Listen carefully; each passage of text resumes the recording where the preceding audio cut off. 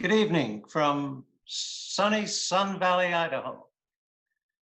We at the Board of Directors of the Wagner Society hope that you are all in good health and in good spirits during these difficult days. Tonight's program is the last of the 7 webinars the Wagner Society of Washington has presented since April, and we hope you've enjoyed them. I should add that we've been working hard on the video and audio quality of these programs, and I think you'll be pleased with the results tonight. And do not fear, there's plenty of Wagner in your future. We've already scheduled 4 webinar programs for the fall, beginning September 24 and continuing into October, November, and December. I'm also pleased to let you know that our own Izakiah Savage will be singing in concert and in public in Alexandria, Virginia on August 15th. And finally, for those of you who might be interested, I'll be teaching a course on Wagner's final opera, Parsifal, beginning September 22 at OLLI, the Osher Lifelong Learning Institute at American University. Information about all these programs can be found on our website, wagner-dc.org, wagner-dc.org. Tonight's program is a particularly special one, at least for me, by the celebrated pianist and Wagner authority and my very dear friend, Jeffery Swann. Jeffery and I had been talking about ways the Wagner Society of Washington could honor the 250th anniversary of the birth of Beethoven. It's pretty common knowledge that Wagner was profoundly affected by Beethoven more than any other composer. And I might add that Wagner probably understood Beethoven's music better than anybody who came after Beethoven.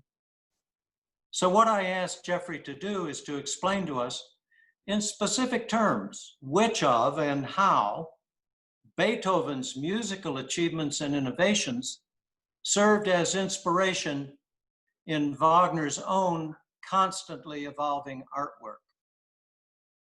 So without further ado, here's Jeffery Swann and Wagner, a voyage of self-discovery through Beethoven. Good evening. Tonight, I'm going to speak about one of the great dynamic and I think fruitful relationships in the history of music and of art.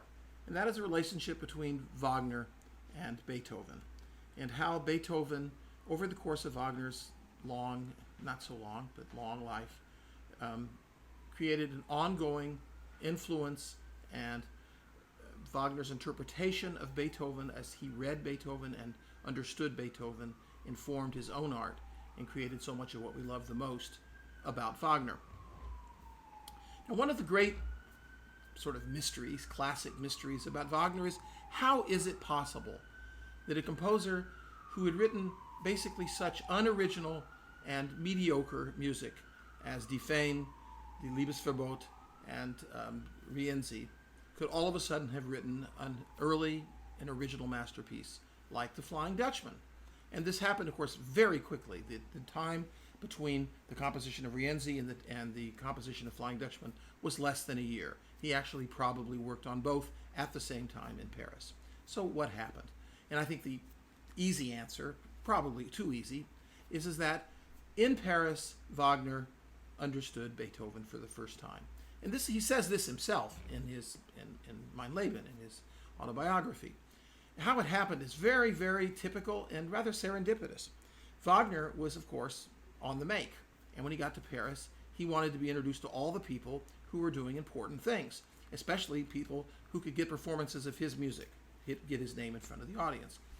And one of these people was the conductor of the orchestra of the Conservatoire de Paris, a man named François Habeneck, an Alsatian man, probably, judging from the last name, of somewhat German background.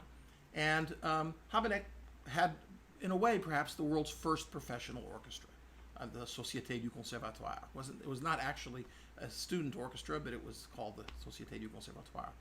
And Wagner managed to get Meyerbeer to write him an introduction to Habeneck, and Wagner went to meet Habeneck because he wanted Habeneck to play one of his pieces, an early overture that I'm not sure was ever actually finished.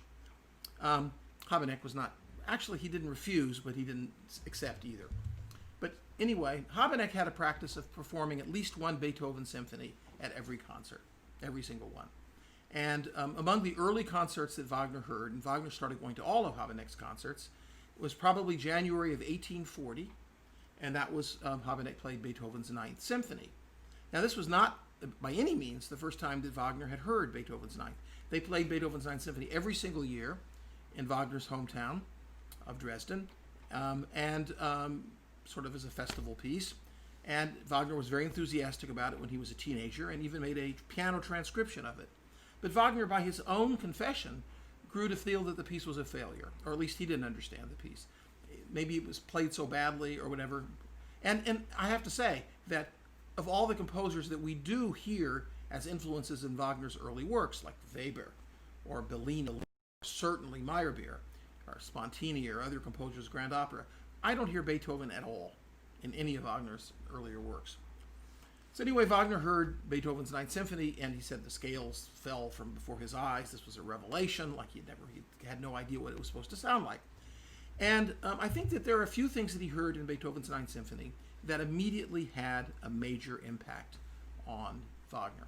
Now, in the course of my talk today, I'm going to speak about 8 different distinct ways in which Wagner took from Beethoven, or Beethoven influenced Wagner, or Wagner, I won't say mirrors Beethoven, he follows Beethoven. He takes Beethoven another step. And these are the use of elemental motifs, the seeking after organic unity, the art of transition, creating dynamic situations and tension, sustained tension, through oppositions, through contrast. That's number 4. Number 5 is development, creating dynamic situation with themes and their meaning and their significance as they develop, as they change, as they metamorphose in the course of the piece. Number 6 is the use of ostinatos. I'll talk about and define that for you when we get to them. Number 7 is the use of tradition, of looking at the tradition of the past as something perhaps outside of yourself, but using it as a way to inspire you in various ways. Could be sincere or comic or a combination of both. We'll look at that. And then finally is this particularly wonderful art in Beethoven, the art of tying everything together at the end, of creating a sense of completion, creating a sense of wholeness, creating a sense of arrival by somehow sustaining the dramatic tension of a work right to the end of the work, and then at the end sort of tying it all together in a way that makes us feel that it is truly over and that something has been absolutely said. So let's look at these, and the first 3 of these already appear in Flying Dutchman, although I think in the third case very, very incompletely as of yet. So the first of these is the idea of elemental material. Now Beethoven's Ninth Symphony starts out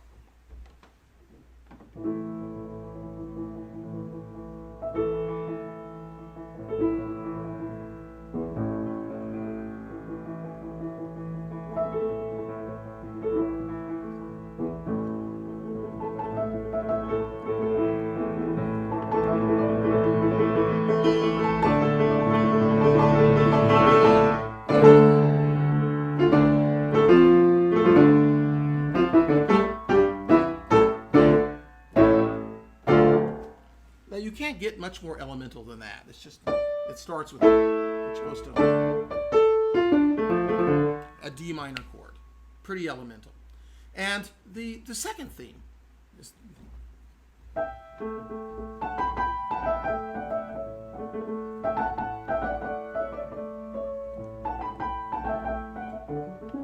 just going round and around the scale in a little,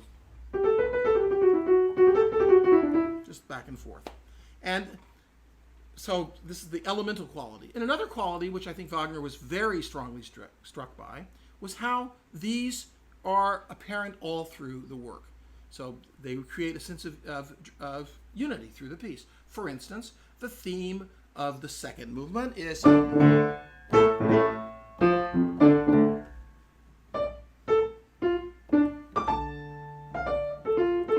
same D minor chord that we heard in the first movement.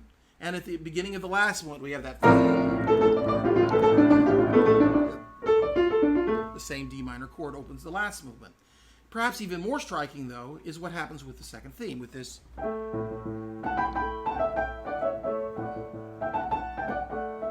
So in the trio, in the middle part of the second movement of the scherzo, we have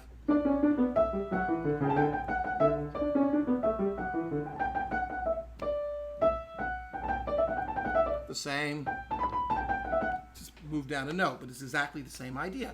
And if we go to the middle part, the second theme of the slow movement, of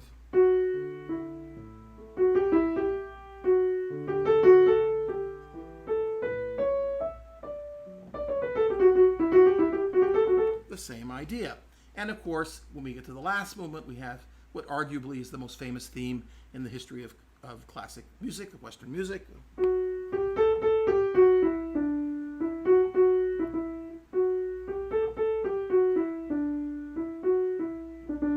Which of course is those same, but now just turned around in a slightly different way. So I think that Wagner was extremely impressed by this and immediately follows all of these in the work that he was working on when he heard Beethoven's Ninth Symphony in January of 1840, which is Der Fliegende Holländer, the Flying Dutchman. So how does it begin? It begins.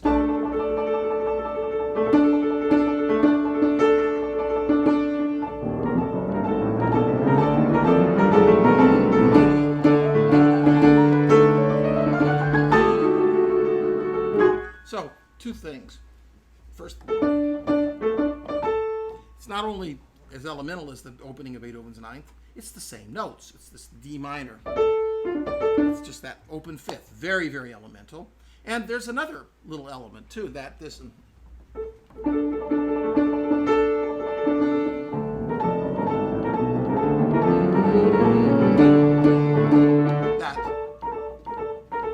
That's the second element, which I suppose is descriptive here. It sounds like the wind in the storm and the sails. So I'm going to be very, very fast here because I have a lot of ground to cover, and I'm going to leave out a whole lot of things. But I just wanted to go through the overture and then a few places in Flying Dutchman and to see how he continues with this use of very elemental themes and this use of looking for a way to have unity through the piece. This idea of unity is a very important idea all the way through Western art, all the way really, not just music, but all art. This idea that a piece somehow is more living and makes a bigger impact if it all sort of belongs together. Anyway, so let's go now to the second big theme.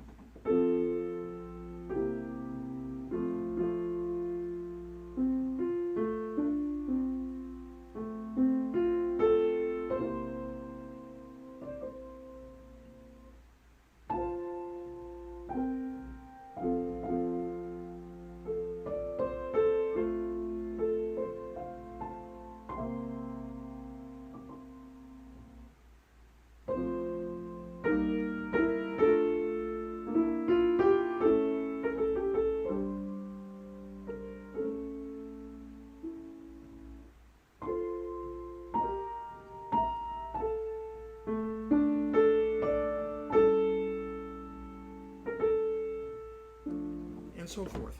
Now here we have a new idea, which is just one of the real classical motivic ideas of melodies, which is just the three notes going down. And we also have a repeat, which you may not have noticed, of one of the ideas from the beginning, which is the beginning now we have the phrase always ends with that.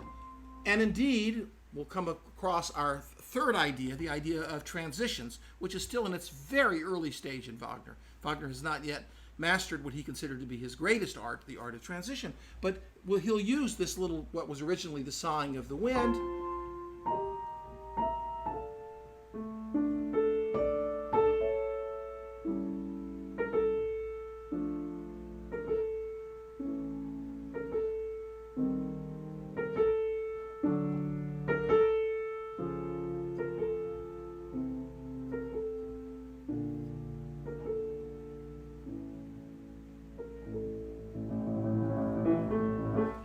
to something else. Well, I'm going to talk about transitions in just a second, but he uses this second idea. So he really basically has three ideas. He has the idea of the open fifths, he has the idea, and he has the idea of the three notes. Now, the idea of the three notes is going to get a lot of use throughout the piece, and one of the ways it gets right off the bat, and once again we'll have the sighing of the wind, is in the Sailor's Dance.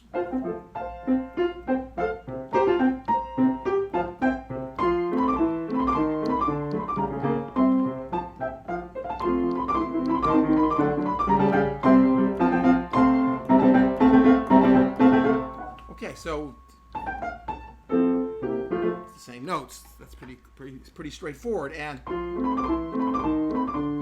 it's basically just a sort of an ornamental way to do that little two-note thing which we had right from the beginning. So this sailor's tune is very strongly, closely related to Sentis, the melody that we think of as Sentis Ballade, which is related to the opening of the piece. And just we go one little, there's actually things I'm skipping, but if we go a little further and go to the end of the overture, also what he's going to use at the end of the piece, he has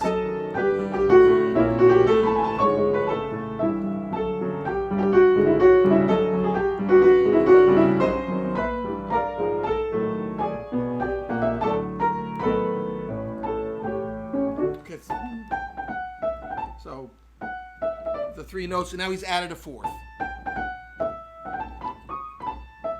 So it's sort of, this is probably some kind of a redemption theme, so he's added one note to it. But it's very clearly an outgrowth of the original theme. So all this material in the overture is related, and all of it comes back in lots of different forms throughout the opera. I'm not going to play all of them, but there's quite a few. For instance, in the Sailor's Song, at the beginning, it comes in two different guises. If I can find it again, it's always the problem. Okay, here he is, the Stermann singing.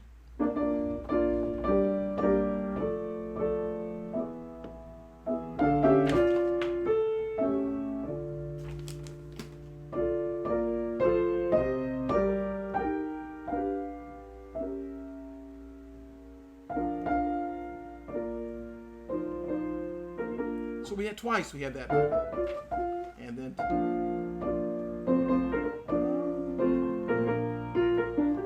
the same idea. And of course, even in his little we'll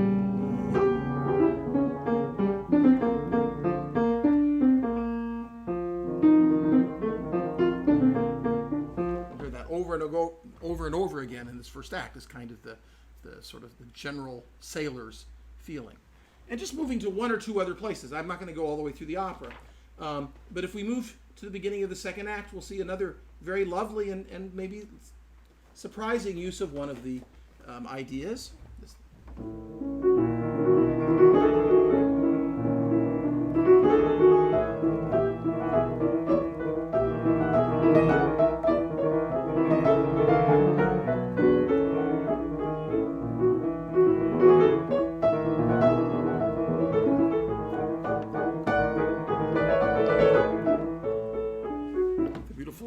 Charming, what is it called? The knitting chorus, the spinning song, that's it. And the girls are sitting around spinning, and it's just the biggest possible contrast. But of course, this is the same as we had in the overture for the Sighing Wind, and it's the same as we had in and we also had in the same idea. And here he's turned it into the spinning song. And actually, I could go through in the duet and another scene, and then of course the big dance, which is based on the Sailor Song, the beginning of the last act. And a lot of this uses very much the same material. So he's using like 3 or 4 basic building blocks for a lot of the music of Flying Dutchman. And this is an extremely Beethovenian idea. Both the fact that the building blocks are very elemental, they're very short, they're very easily definable, easily understandable, very malleable, which of course is one of their big advantages because they are so simple. And at the same time, they come back over and over again. Now, is this the same as the leitmotif? Is this the same as the kind of unity that Wagner is going to have in his mature works? Absolutely not. Absolutely not. It's a big mistake in our appreciation of later Wagner, but also an appreciation of the masterpiece that is Flying Dutchman, to try to push Flying Dutchman into as if it were a model of Tristan or The Ring. It's very, very different because these, even though they use the same elements, are completely distinct. They are what Sintes Ballade is Sintes Ballade, and it remains Sintes Ballade, and the sailor song is the sailor song, and the dance is the dance, and they're all very individual units. They're units that actually are linked to each other, so they have this kind of organic unity, but they don't develop into each other. They don't metamorphize into each other. They don't really relate to each other in any kind of dynamic way. Their relation is very static. We see what the relationship is, and that's what it is, and that's what it stays. They themselves don't undergo any major change. And that's something which will be a big change in Wagner's style, really starting with The Ring. And perhaps the most basic understanding of Beethoven, which will come later. So I want to touch a little bit on to number 3, the art of transition, because this is one that Wagner himself was so proud of. Now, we heard that transition, and I probably put away the music too soon of Flying Dutchman. I should probably play that one more time, because it does show one very important, it's not a terribly successful transition, but it does show a very important element that Beethoven uses in transitions, and Wagner picks up on. Now, why are transitions so important? Why did Wagner make such a big deal about transitions? Now, this is really at the root of what Wagner is trying to do in his music dramas. He wants something continuous. He wants to get away from standard opera, which is one number or one duet or one chorus or one ballet scene, and it ends and everybody claps, and then something starts again. And it's stop, stop, stop, stop. And that's, he feels, bad for the music and bad for the drama. So the basic tendency already in Flying Dutchman. Flying Dutchman is still composed in this way, but the tendency is to go away from that and to find a way to be what they call more durchkomponiert, more through composed, where the music follows. So if it's going to be through composed, but you still have one scene with, a sailor falling asleep, followed by a scene when the Flying Dutchman gets off his boat and talks about his curse and is packed with the devil and his terrible curse, you have to have some kind of way to connect these two scenes. Opera traditionally has a very easy way. You have one scene and it claps and stops, and then the guy comes on stage and starts the next. But Wagner was absolutely not happy with that because it's artificial. And so you need some way to segue. So the importance of these segues is that it takes us from one place to the next place in a way which feels organic, which feels natural. And one very important technique, one that Wagner will use over and over again, and we'll see much more effectively later, is to take one common element. If you have something common from, let's say you're going from point A to point B, and there's some element in point A that you can hold on to into point B and it maybe drops out, but it connects the two. And that's, of course, exactly what Wagner does, even in this first early example of a segue, when he has...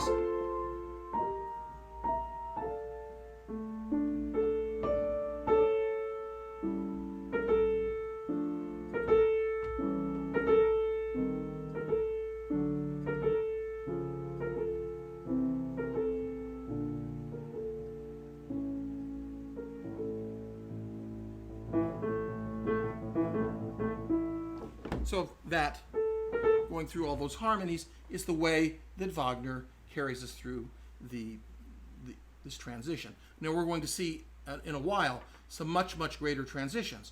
Wagner, this is one of the arts that he really develops, and you all remember that while composing Tristan, he wrote actually to von Wesendonck, Matilda, but also to Liszt, that he considered his greatest art, the art of transition. He was most proud of this, and that's because it was so important.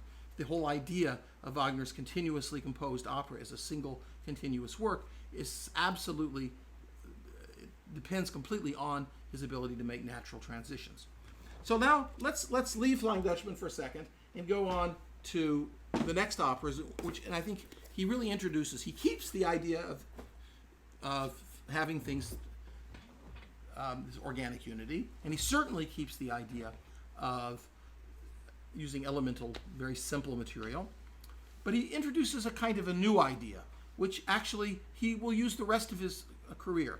Although it's really prominent in Tannhäuser and Lohengrin, and then it will be prominent again in Parsifal. It might be prominent again in Parsifal in one respect because Parsifal was initially conceived of, and probably the earliest compositional ideas of Parsifal came exactly at the same time as Wagner was thinking in 1845, when he was thinking of composing Tannhäuser and Lohengrin and Meistersinger. They all there's a very fertile period there. So it could be that some of these ideas of Parsifal had their first sort of germinating existence in that early period. And this idea of creating dynamic situations through oppositions. And in this case, two completely different kinds of music, which don't so much interact, but act as foils for each other. And in Tannhäuser, of course, one is the world of not just the Wartburg and Elizabeth and Wolfram, but also the world of the past of the Hirt, the shepherd who plays on that natural instrument when he first wakes from his stupor, let's call it, of orgiastic stupor of the Venusberg. So, and the contrast between the Pilgrim's Chorus, the very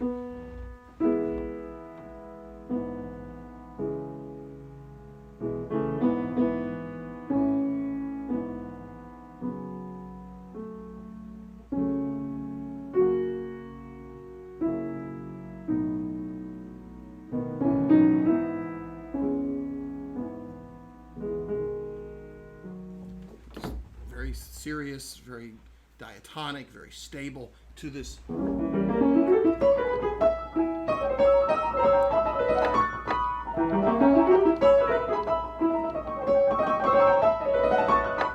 to the orgies of Venusberg, and very much more chromatic music, and just a whole completely different sound. And of course, the piece has these stark contrasts. Some of the most dramatic moments, the most successful moments in the piece, are precisely when he juxtaposes them dramatically. For instance, at the climax of the Venusberg music, when Tannhäuser calls on the Virgin Mary, and all of a sudden Venus and her whole realm disappears, and he's lying on the side of the hill, and there's the shepherd playing his innocent song. And the contrast is very powerful because they're so juxtaposed. Or exactly the opposite. The contrast when, in the midst of the very solemn and old-fashioned and kind of pompous scene of the song competition at the Wartburg, when Tannhäuser all of a sudden irrepressibly breaks out into his song in praise of Venus. Well, then again, it's the great drama of the huge contrast. And then, of course, in the last act, perhaps the most dramatic of all, is when, after the Rome narration, in his utter despair, he calls on Venus, and she comes back, but then she is dispersed again by one last vision of Mary, in this case of Elizabeth, who's died, and praying for him as a saint, and then the return of the Pilgrim's Chorus and triumph at the very end. But again, these juxtapositions are really the heart of Tannhäuser. And this is exactly the same case in Lohengrin. Lohengrin is musically in some ways more sophisticated than Tannhäuser, and a very different kind of work, but more sort of complete, more finished. But at the same time, it also depends upon these two worlds. And the worlds stand in very clear juxtaposition to each other. One is the world of Lohengrin, but also the world of Elsa, the world of the Grail. I mean, which again is this very pure world, depends very much on it's called a median chord going from A to F sharp in this case.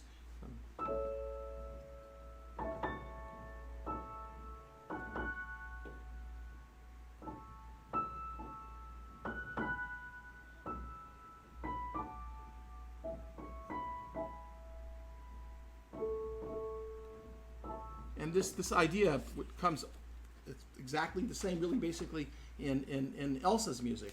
I mean, in her great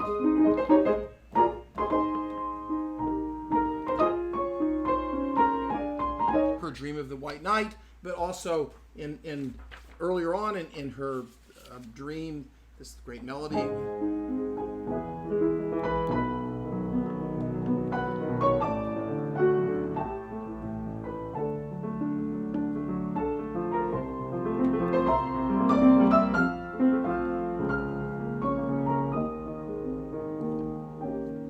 Harmonically is almost exactly the same as the beginning. Now, how does this relate to Beethoven? How did this idea of oppositions come from Wagner's understanding of Beethoven? I think it did absolutely directly.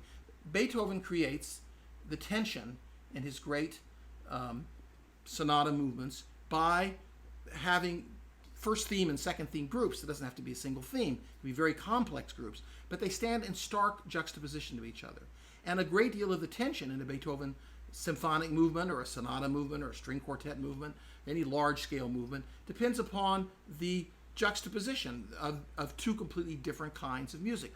Sometimes they can be very, very closely related. For instance, let's take the Appassionata, where we have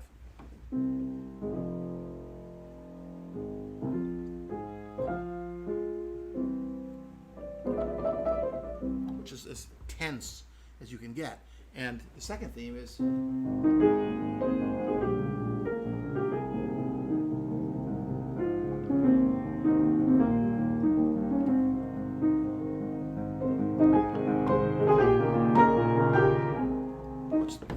is consoling and maybe almost like a prayer, but it's the same.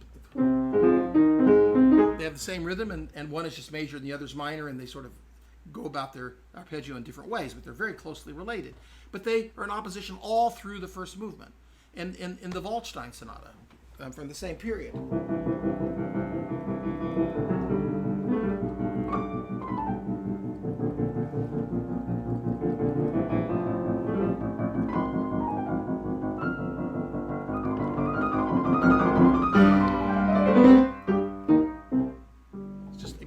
In a completely different kind of way from the Appassionata, incredibly tense, incredibly energetic. And its second theme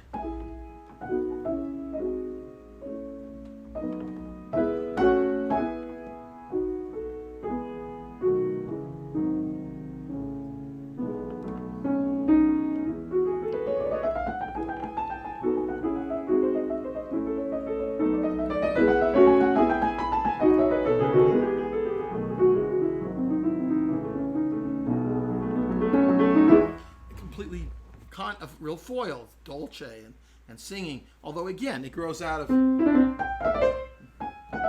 is actually just a melodic version of the stuff from the beginning. So it has the organic unity, and it also has this great contrast that Wagner is seeking to use, to find his own way to do. So I think the use of these kind of contrasting worlds is very definitely something that is a kind of an active legacy of Wagner's that comes from Beethoven. Let's go on now to, I think, probably the most important single legacy of Beethoven and Wagner. And it's one, it really comes from the period, Wagner writes about it in the period when he's finished Lohengrin and waiting to figure out what he's going to do with his life. This very important period between, say, 1847, 1848, and then the Revolution. He's thrown out of Germany, goes to Switzerland in exile, saved by Franz Liszt.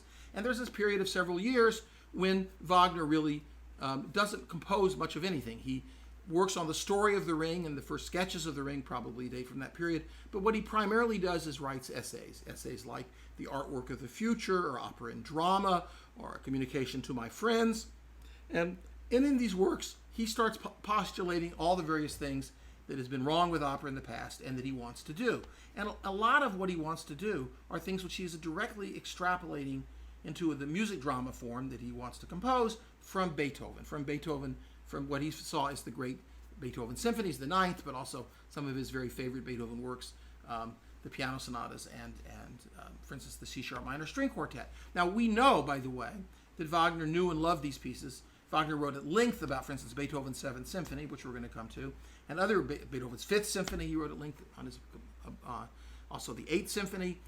When Liszt would visit Wagner would always have Liszt play Beethoven sonatas for him, especially the Hammerklavier, which is somewhat surprising, but Liszt may have been the only pianist in the world who could play it. May still be the case almost. And anyway, so Wagner was always very, very deeply in love with the music of Beethoven and never stopped learning from it, I think. Anyway, the idea of development. This is not the easiest idea to make listeners really understand. The idea of development is that it's not enough that you have themes that are related to each other, or it's not enough that you have themes which stand in exciting juxtaposition to each other. Those are both good positive things for dramatic situations, But what's really much more dramatic is to have the themes change, and in changing, relate to each other. Relate to each other in time, or relate to themselves in time. So we say, hey, it was that way then, it's this way now. It used to be like this, we used to hear this with it, now we hear that with it. So what does that mean about the other thing, too? And all of these kind of very dynamic, constantly changing situations. And these are situations which are very much analogous to another art form, which is going through its own great growth at the same time in the early 19th century, which is the novel. And the novel depends, the great success of a true novel depends not only on good characters or good situations that are in contrast with each other, but the growth of the characters through the situations, the change of the characters, the interactions of the characters. And themes become very much like characters, and especially as Wagner transforms them into his particular kinds of themes, which we today call leitmotifs, in other words, themes which are directly related to the drama, at the same time are in constant change and constant movement. And this is an extremely Beethovenian idea. This is sort of the quintessential Beethoven idea. If, for instance, I could give millions of examples, but if take an example from the Ninth Symphony, which of course is Wagner's favorite Beethoven piece. At the beginning we heard that.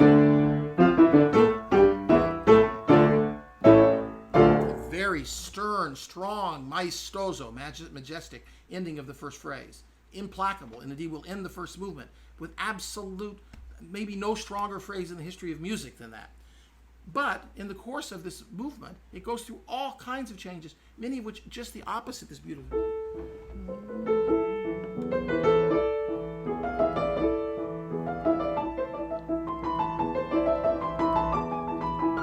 And there are all sorts of incredibly beautiful lyrical transpositions of this theme. Our feelings about it become very different. In the course of it, it seems amazing that this ultimately strong and stern theme should undergo these incredibly cantabile, dolce, singing, sweet metamorphoses. So it goes through an incredible character, although very significantly at the end of the movement it reverts, as it happens, to its very strong theme. Or sometimes the themes are going through constant changes, and we discover new things about it. For instance, at the beginning, I said the beginning of the Waldstein, he introduces.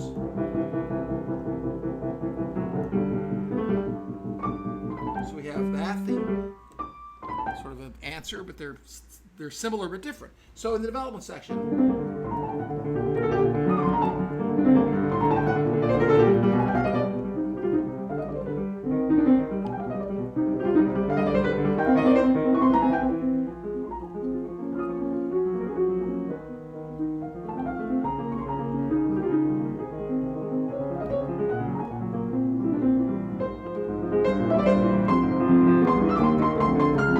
this thing goes through all kinds of adventures, even in the short phrase. And during the course of the sonata, it goes through an awful lot more. And Beethoven does this more and more and more throughout his compositions. This is 1804 by his late quartets. 1826, he's doing the same thing, but even more so. And this is exactly what Wagner wants to do. So right off the bat, in The Ring, we have one of the most extraordinary examples. It's not really of development or even of motivic transformation, but it's a way of creating a real dynamic relationship between two very different themes that nevertheless are similar. In the first scene of Das Rheingold, of course, this is introduced, which we associate almost immediately with The Ring, with what will become The Ring at that point, the ring of Alberic's ring of power, which is a ring of hatred, of cursed love, of greed, of violence. And anyway, at the end, in the transition, one of Wagner's great early transitions, what does he do? As Beethoven, he uses the same material over and over again to go from one state to another place. In this case, from the depths of the Rhine at some time in the extremely distant past to the top of the mountain where we're going to see Valhalla for the first time. And Wotan is asleep and Fricka wakes him up. And so, but in the course of this, so this goes, and then it goes to, and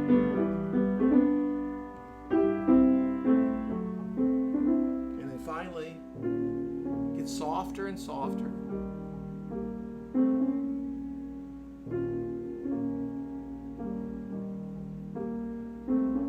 And by by softer, I don't mean quieter. I mean the harmonic going from to is a big change in the orchestration.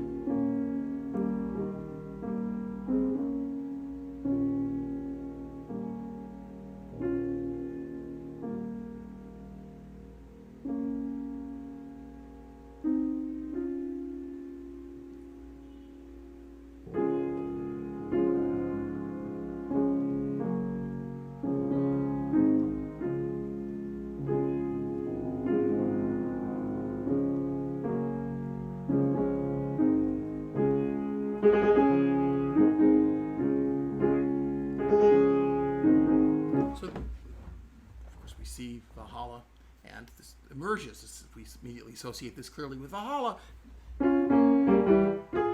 Have only in common, really, basically the shape. But Wagner, by using development techniques, by changing the ring motive, he sort of transforms it into the Valhalla motive. And then, of course, he reinforces that. It's very, very important, because after we hear the whole Valhalla theme, and then Fricka comes in and says, you know, Wotan, husband, wake up. And he's still dreaming, and he's dreaming about this great palace. And what the theme he's dreaming to is back to the ring motive again. And then it goes back into the Valhalla motive again. So he really reinforces that right from the start. So this creates a fantastically dynamic relationship between these two very different themes and the very different associations. One is these noble aspirations of Wotan. The other is the results of cursing love, the results of a world of violence and greed. And yet we are forced to find parallels, the relationship between these two things, as different as they are. And this is a great triumph in developmental technique, in using Beethoven's own techniques. The Ring, all of Wagner's operas from now, Tristan, Meistersinger, Parsifal, all are full of fantastic examples of this. The Ring, perhaps the most, because of it's so big. There's so much room for it. Out of this very elemental theme, again, the scale, I think could be more elemental than just a highly rhythmic scale. Wagner creates a whole network of music from,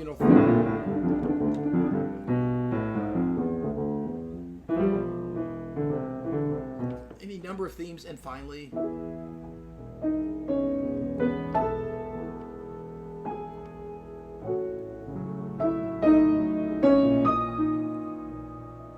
Wagner's use of development is by no means, however, only with the spear motive or with any single element, but it's through everything in the Ring.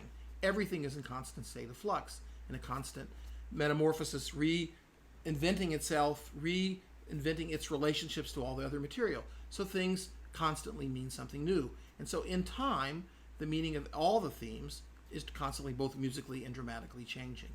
This is the whole magic, really, of what the leitmotif is like in the Ring, how they work in time. And this would be true of really almost any motive we could take in the Ring. It's not, however, only in the Ring. Wagner takes Beethoven's developmental techniques and uses it in all of his mature operas. One of my favorite examples would be this one from Meistersinger. This is the music of the Midsummer Night, of the magic of the Midsummer Night.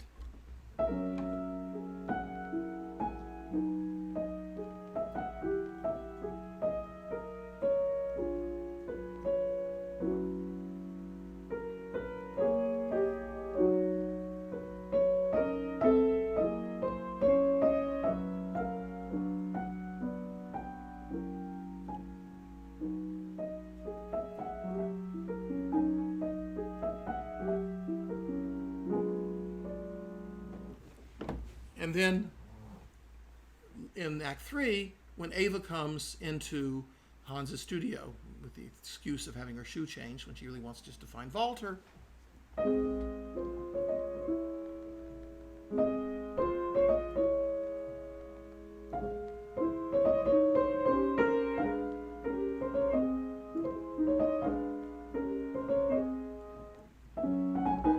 development of this theme before, but it's more than just a straight musical development.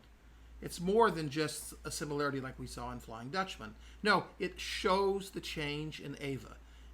Eva has changed. She was going to elope with Walter. All this, the magical events of the night, the riot in the street, the night watchman, everything has changed her, and has changed our feelings about her, and her feelings about Hans Sachs, I think, have grown up enormously in one night.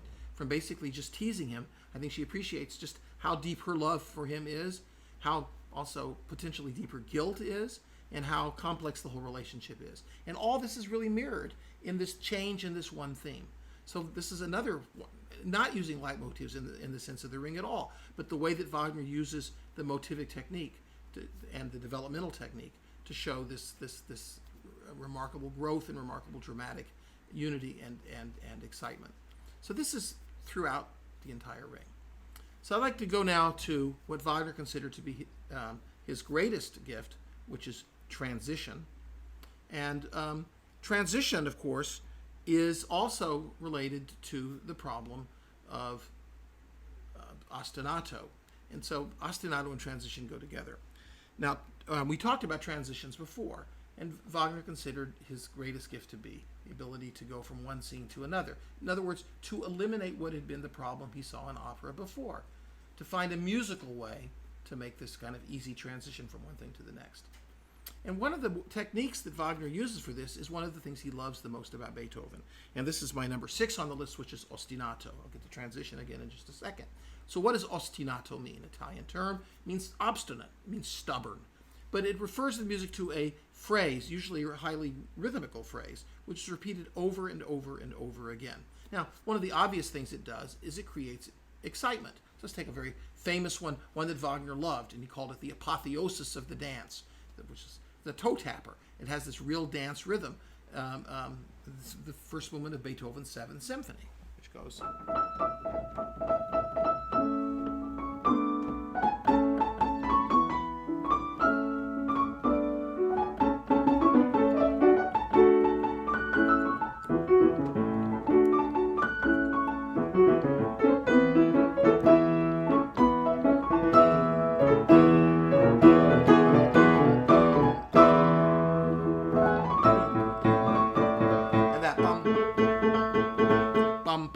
very difficult rhythm on the piano, I'm sorry to say.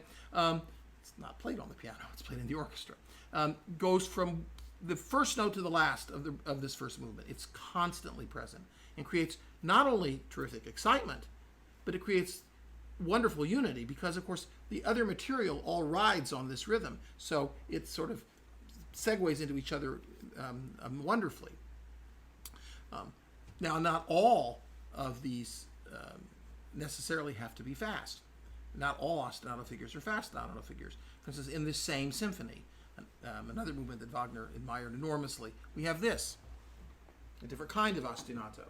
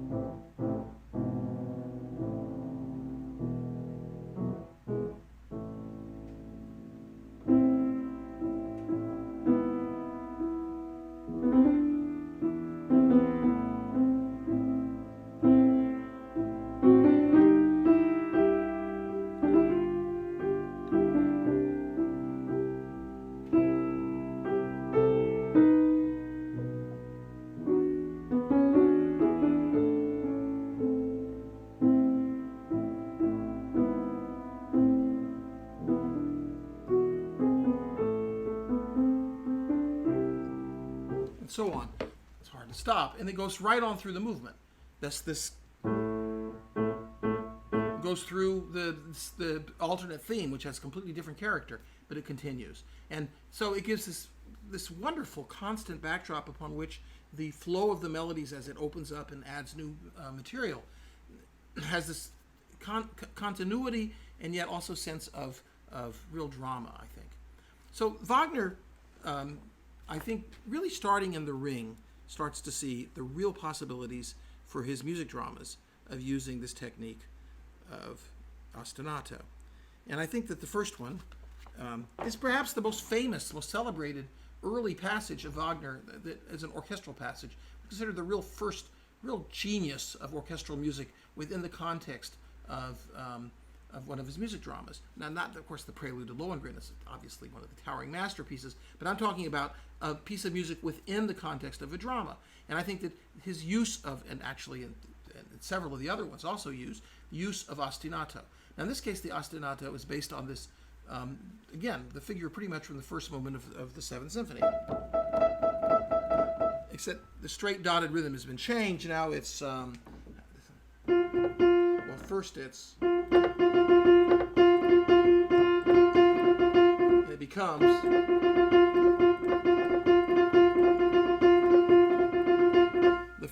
which of course is the familiar forging rhythm of the Nibelungs. So this is part of the Descent into Nibelheim. It's the orchestral interlude between scene 2 and 3 of Das Rheingold.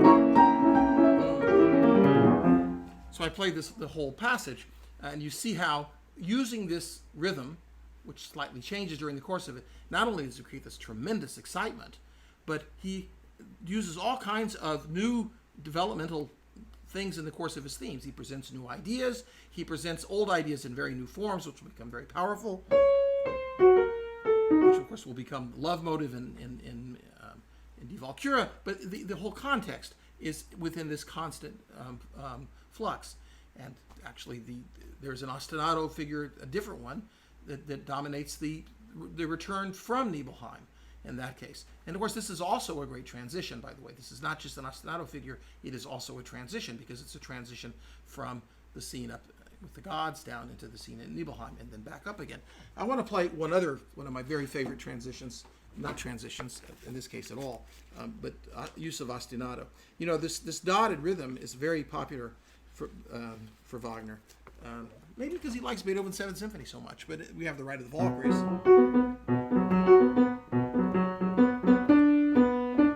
The whole Rite of the Valkyries has that behind it, that rhythm constantly going. Well, so does this. This is the prelude to Act 3 of Siegfried.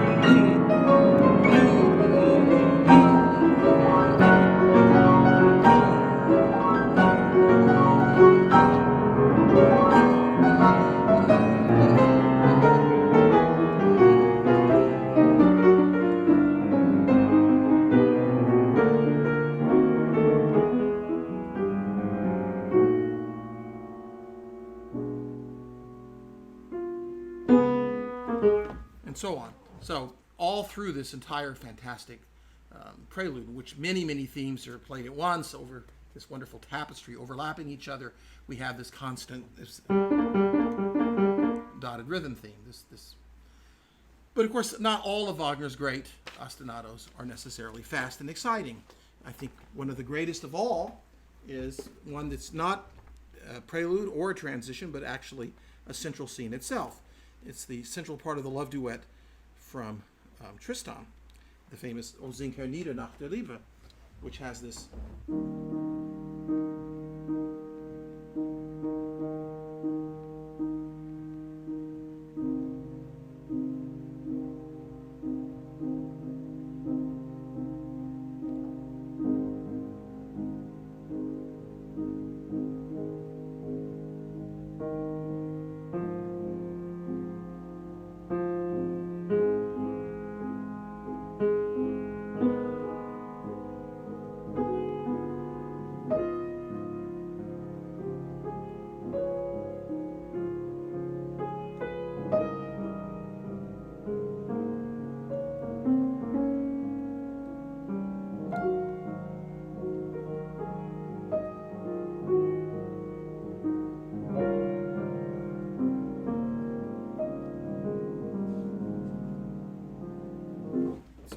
the whole duet. And actually, Brangena's Watch, which follows, has this constant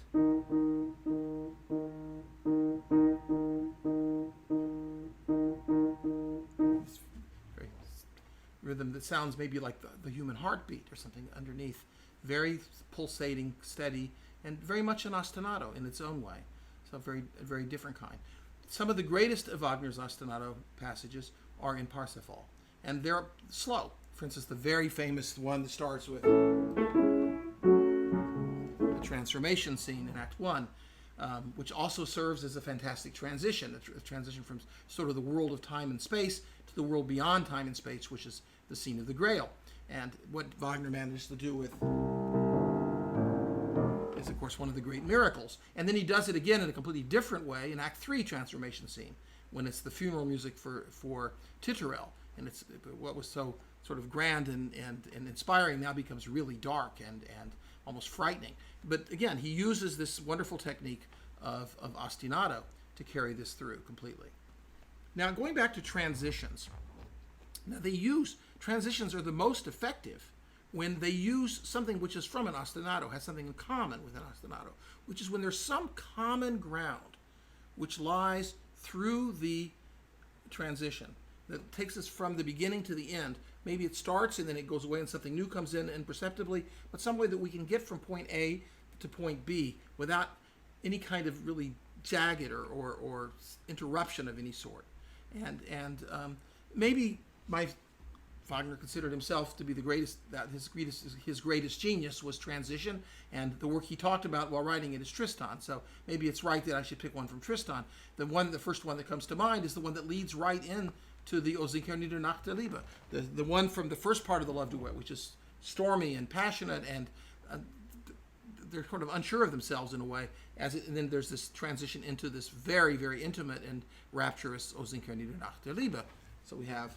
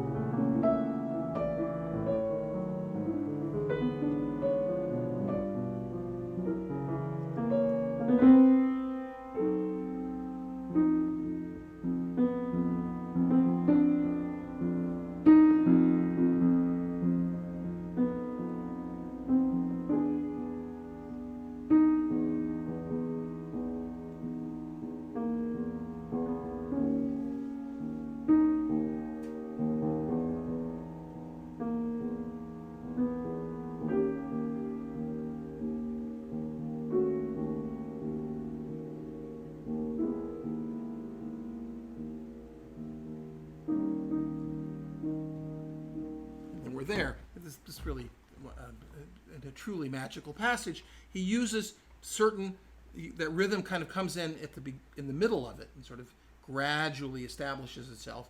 And in the meantime, he takes advantage of a single phrase which kind of carries it through. Another wonderful, one of my favorite transitions in Wagner, this is a long list, would be this very short but very magical one from the third act of Meistersinger. When it's been the scene that's the confrontation between Hans Sachs and Eva, really, and Eva's Sachs mein Freund, and the whole kind of the jealousy, and it sort of comes to its resolution, and her own complex feelings, and then there's the great liberation feeling.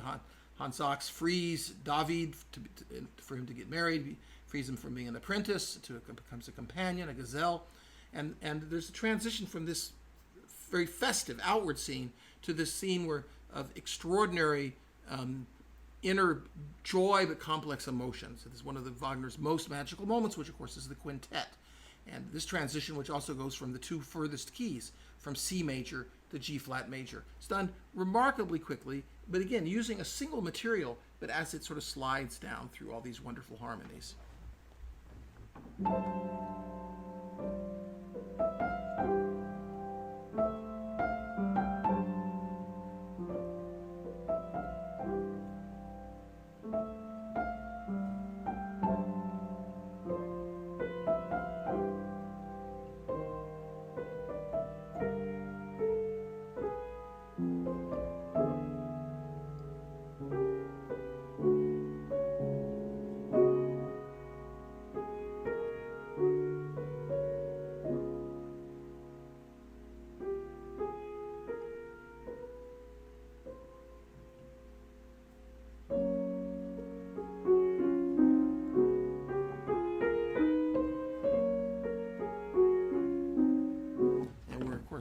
In the magic world of the quintet. Now, the art of transition is really also one of Beethoven's greatest arts. The way Beethoven gets from one part of his piece to another part. A good example, I think, would be in the Appassionata. We go from this incredibly stormy, tense world of the beginning into this sort of almost like prayer of the second theme.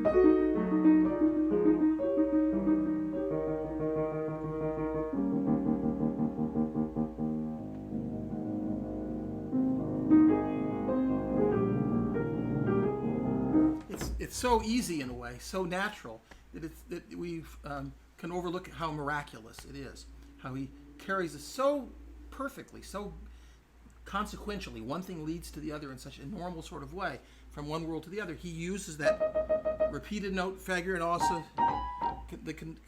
as a continuing passage to go from one thing to the other.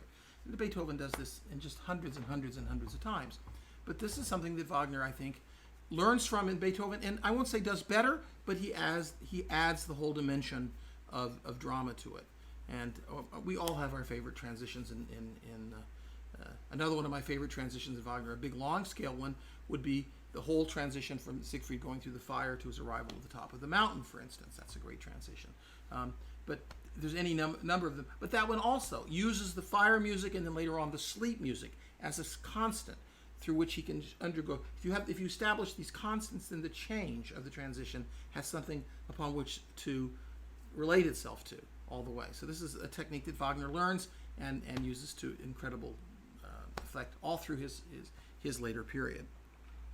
So now I'm going to another topic, which is an interesting one and which is very different from Wagner to Beethoven, but one which I think now that I've been doing Beethoven cycles or preparing them, wishing I were doing them, and doing a lot of lecturing on Beethoven, I'm very aware of, and it's interesting to compare. Beethoven had a very different relationship with tradition, with the tradition from which he arose, than Wagner did. And that's because Beethoven, even though in some ways he's the most revolutionary figure in Western music, revolutionary insofar as that he represents a watershed, that there's sort of before Beethoven and after. Beethoven was not a revolutionary at all in his own personal relationship with the previous composers. He did not seek to distance himself from the past. He did not seek to throw out the past. He was not the traditional revolutionary as, let's say, Berlioz or Stravinsky, or in a different kind of way, Debussy, or certainly Monteverdi. Gluck, in his own way, even was. Or they were saying, no, the past is wrong. We must break from the past. We must get ourselves as far away from the past as we can, or at least certain things of the past, in order to create a new future. This is the revolution. Wagner, of course, in some ways was a revolutionary. For a short period, he was a revolutionary in politics, but in some ways he was a revolutionary in music. I mean, he wrote essay after essay in which he says, no, opera is all wrong. We have to change it. We have to make a break with it. We have to create a whole new form. Beethoven never did any of these things. So Beethoven has a different kind of relationship with the past, with tradition. But Beethoven uses the past and tradition a great deal in his own music for a lot of ways. And one of the ways is to create a dynamic situation with his more forward-looking things. If you look back and you look forward, by looking back, the forward seems even more. But Beethoven also views the past as a combination of sort of affection and, in its most extreme cases, satire. I think an exceptional example of this is in the Piano Sonata, Opus 31, number 1. The whole movement is a takeoff on a big, dramatic scena, big aria for soprano in traditional opera seria. We mustn't forget that Beethoven, for 6 years, played principal viola in the court orchestra of Bonn, and he knew Italian. That's what they played. They played Italian opera. They played some German Italian opera, but they played basically Italian opera, both comic and tragic, but mostly tragic. So this...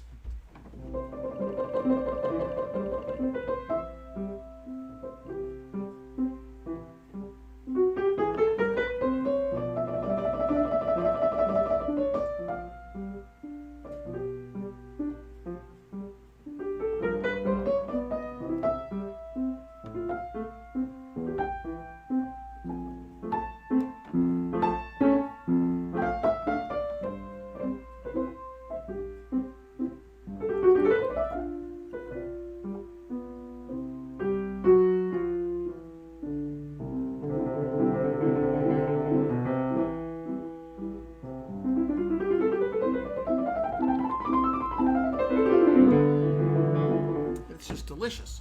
I mean, and it has absolutely hysterical. It has the return.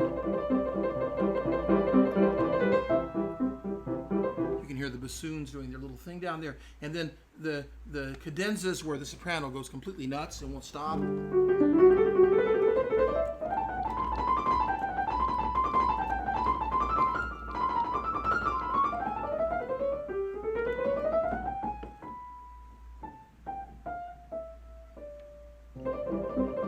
So it's a lampoon, but at the same time, it's incredibly beautiful. It's moving, beautiful music. So and Beethoven uses all these old-fashioned forms for the last variation of his final piano piece, the Diabelli Variations, very late work, one of his most visionary works. The very last variation, he returns to the theme, and he does it as a minuet. And minuet is sort of, for Beethoven, the archetype of the old-fashioned form. So he does it as a contrast, as a kind of a rod to show the new versus the old. He does it with affection. He does it sometimes with satire. But it's a very, very present element in his works. Now for Wagner, the past is more difficult, because the past is, especially the immediate past, is something that Wagner is trying to get away from. But Wagner also feels the call to try to relate his music to the past, partly because it's a way to show the future, to show the modern things. And the first opera, which I think he really tries to do this, of course, is Tannhäuser. And there's the whole big Wartburg scene where the singers sing this very, very old-fashioned music accompanied by their lutes or whatever. And the fact of the matter is that yes, it is very, very much sort of Wagner's version of what 12th century minne singing sounded like. It's extraordinarily boring. Now, it's supposed to be boring. It's supposed not to be good music. Tannhäuser is supposed to break into the scene with his Song of Venus as a real breath of fresh air. Just a very awkward breath of fresh air because he's singing to Venus in this very chaste environment. But musically, it's supposed to be a breath of fresh air. The difficulty with the scene, and Wagner recognized that it wasn't a success. When he wrote Tannhäuser over again, he eliminated about 2/3 of the scene. But it's the absolute heart of the opera. The name of the opera is the singing contest of the Wartburg. So that's the heart of it. And but he has to find a way to relate this old-fashioned. He wants to relate what he considers to be not good music, the old music, with his new good music. And so Tannhäuser, in that respect, is kind of a failure. Tannhäuser is a very problematic work. It's a great work, but it has lots of problems. But Wagner really comes to his, I think, finds a way to resolve this problem of how to deal with the past in music in one work in particular. And of course, this is Meistersinger. Whereas in Meistersinger, Wagner glorifies, in a way, the German Baroque. Now, he doesn't do the past, again, not the immediate past, but a distant past. He does it occasionally very satirically. For instance, that when Kotner is announcing the rules, it's pompous and old-fashioned and kind of stodgy. And there's something even stodgy about the theme of the Meistersingers themselves. But it has real grandeur and affection. It's full of actual affection. And then all the sort of quasi-Baroque polyphonic things, or the chorals,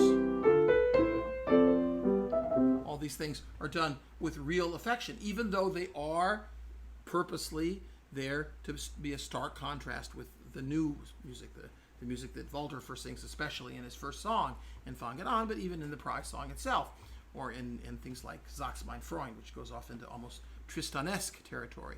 So Wagner finds a way to find a relationship with the past, I think, in an extraordinarily fertile way. Now, some people say that the inspiration for Meistersinger, actually I say, might have been more his contact with Brahms, who had just written the Handel variations and played them for Wagner in Vienna in 1863. But nevertheless, this represents very strongly a Beethovenian, how do you deal with the past? How do you create this? And Wagner's looking for this dynamic, dramatic thing, because in his music, this is a dramatic element to relate the past with the future, to relate, for instance, the artists of the past with the artists of the future, whether it be Walter or whether it be, in the case of the knights of the past, with the knights of the future, which would be Parsifal.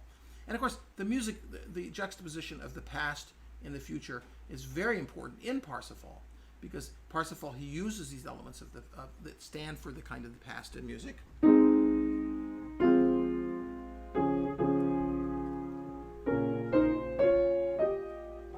The Dresden Amen, which is very definitely from the past, and he uses them in ways that very much wrap up with the future. So there's this kind of strong dynamism in the relationship of past to future.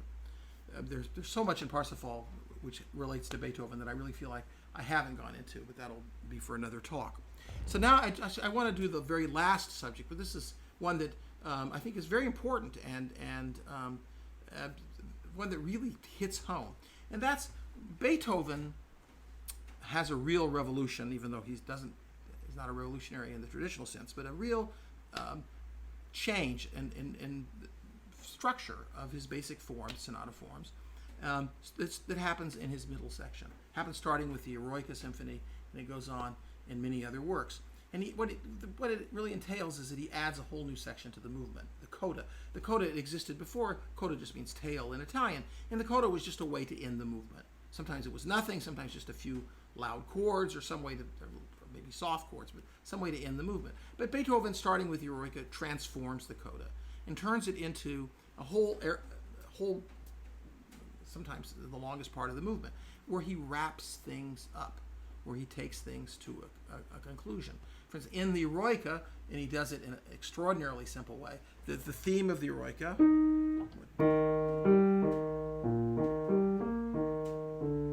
always has done something like that, gone to another key. And when it comes back, for instance, the recapitulation, it goes,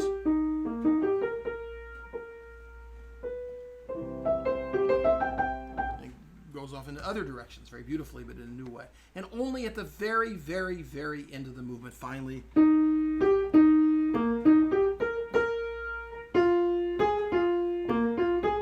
he reinforces the theme piece does it in the dominant, so it's finally really home. Let's give an example in the piano repertoire. So in the Waldstein Sonata, written essentially at the same time, is the Eroica, the opening theme.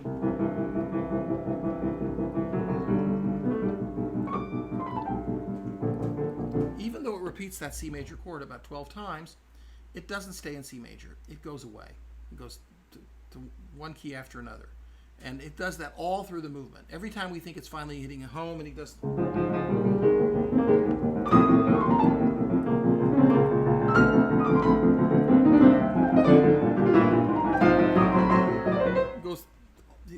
It's always in a state of flux. It never has a clear-cut resolution. But the very, very last time, the very end of the first movement, it goes... A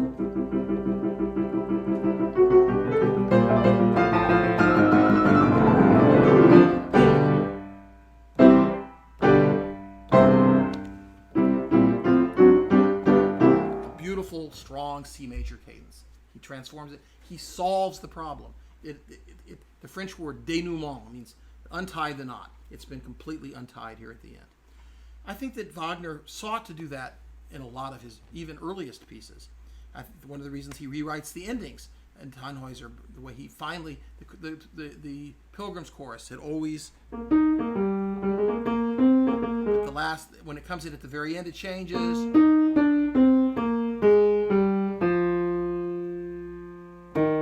It's kind of, always strikes me as a little tiny bit awkward, but very final, and it does make a big effect. But this is something that Wagner really gets better at. And I guess the most famous example, the one that we all know, is in Tristan, where the opening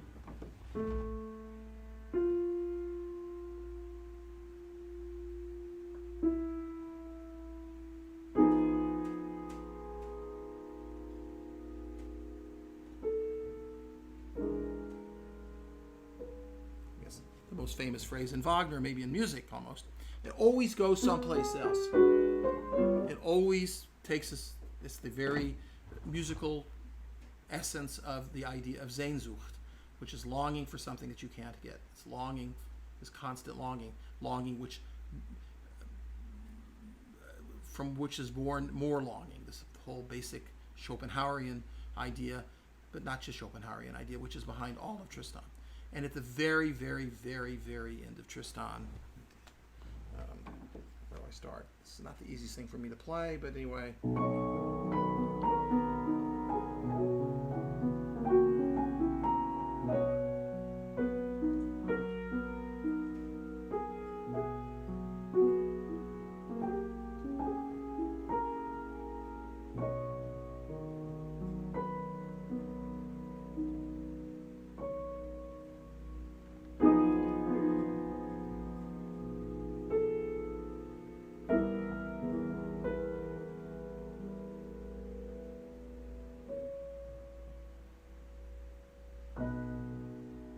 That's the end. I mean, he plays the chord twice more, but that's it.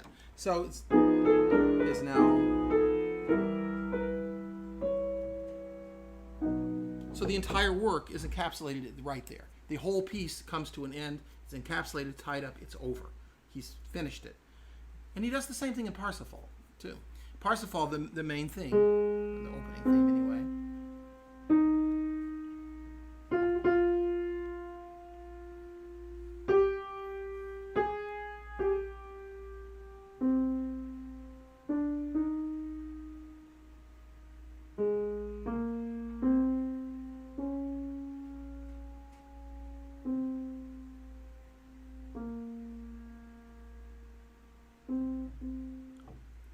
Has that moment of real tension, which when it's in the minor is a moment of real great tension, and it's always that way. But at the very, very, very end of the piece,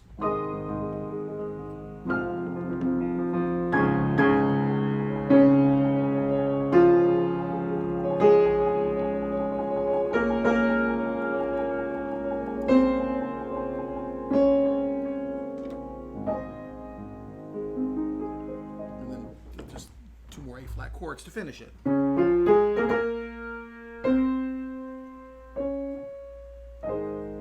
So in the same way as he did in Tristan. He takes something which had always been a point of tension, different kind of tension, certainly very different from Tristan, but resolves it at the very end. And this, of course, is really a real direct air from patronymy from Beethoven, something which he has taken over from Beethoven. This art of taking something that is in tension all through the piece, which is in flux all through the piece, which is a source of forward motion all through the piece, which finally comes to complete resolution at the end of the piece. So in all of these ways, I think we see how Wagner, through his career, in constant evolution and constant change in different ways, not necessarily in all respects getting better, but in all respects moving and changing and growing, Wagner takes this heritage of Beethoven as he understands it deeper and deeper and uses it to create the great masterpieces that he did. Thank you. Hello, everybody. Hello. Sorry about the light. It's kind of weird now, but that's okay. There we go. All right, Jeffrey, thank you so much. Well, we've got a few questions already. So, folks out there, you know the deal. If you want to go ahead and be unmuted, just raise your hand, and I will call on you in order. But we do have some comments already. So, Jeffrey, the first comment is from Mark Golden. He said, Wagner precociously did a piano transcription of the Ninth Symphony in 1831, but you state he did not get Beethoven until hearing performances in Paris late 1850s. Did he have a technical grasp of the music that he just couldn't fully grasp until he lived with the music for 20 years? Abstract understanding and heard it realized in Paris. Okay. Well, Mark misunderstood me about the date. It's not 1850s, it's 1840. It's January of 1840 when he hears Habeneck conduct Beethoven's Ninth Symphony. Now, actually, this is all from Wagner himself. Wagner was infatuated with the idea of Beethoven's Ninth Symphony as a kid growing up in Leipzig, and heard Beethoven's Ninth Symphony, and in his enthusiasm made an arrangement of it, which, as far as I know, has been lost for 175 years or 200 years or whatever. Can't be lost 200 years because it was less than that. But in any event, it was done out of juvenile enthusiasm. But then Wagner himself says that he grew to feel that the Ninth Symphony was a failure, that the piece did not work, that it was unsuccessful, and that he thought so because he later says in his essay on Beethoven and his journey to Beethoven in 1840 that it was because the performances had been so bad. And that only when he heard it, not in 1850s, 1840, January 1840. So Wagner is only 26 years old, so he's still a very young man. He hears it performed right. And as he says, the scales fell from before my eyes, and he appreciates it for the first time. So I don't think it had anything to do particularly with the maturation in Wagner so much, although it might have. I mean, there's a right time in our lives that we hear things, that they hit us, and we hear things that certainly has happened to me many times, that I've heard pieces over and over, and it didn't mean anything much to me, and then I hear them at another time, and of course, the scales fall from before my eyes. But in this case, he attributes it to Habeneck's superior performances. I mean, Habeneck, certainly that the Orchestre de la Société du Conservatoire was the world's first professional orchestra, and it was certainly on a simply incomparably higher level. I think Wagner's desire to become a conductor, in the sense that he saw a conductor, not just as a Kapellmeister, really was born there as well. So I think that's the crucial element of the Ninth Symphony. Great, thank you, Jeffrey. From Marilyn Wong Gleitstein, wonderful analysis, thank you. Who made the piano transcriptions of the Beethoven Ninth and Wagner's operas, starting with Flagenhollander, she misspelled that, Tannhäuser and Lohengrin? Are these the one by Liszt, or does he conceive of the themes and structures in a different way? Okay, well, that's different issues. The first person that I'm aware of that made a real piano transcription of Beethoven's Ninth and all Beethoven symphonies was Liszt. I don't, as I said before, the fate of Wagner's transcription, whether it was for one piano or two or four, I have no idea. That has disappeared completely. We know he did it.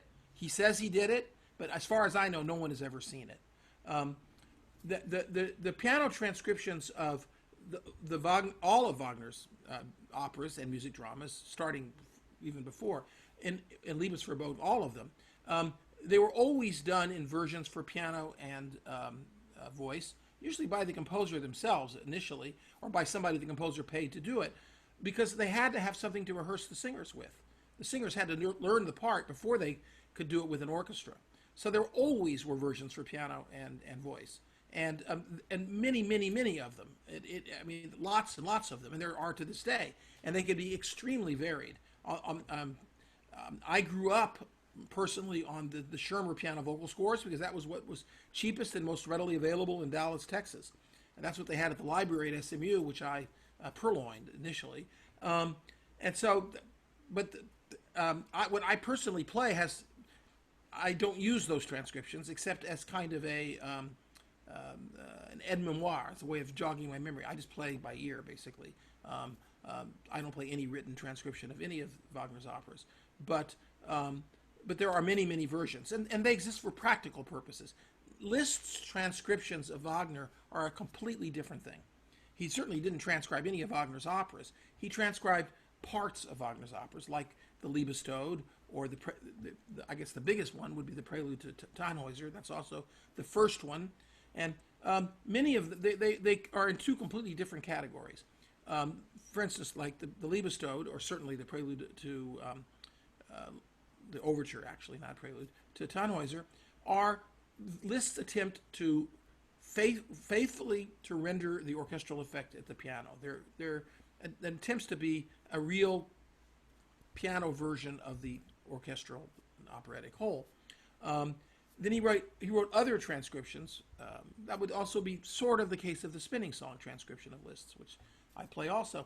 But there are other transcriptions which are free fantasies, the entrance of the gods into Valhalla, or the one from Parsifal, other ones. So they are mixed, but they're just of little snippets. They're never of anything like the complete operas.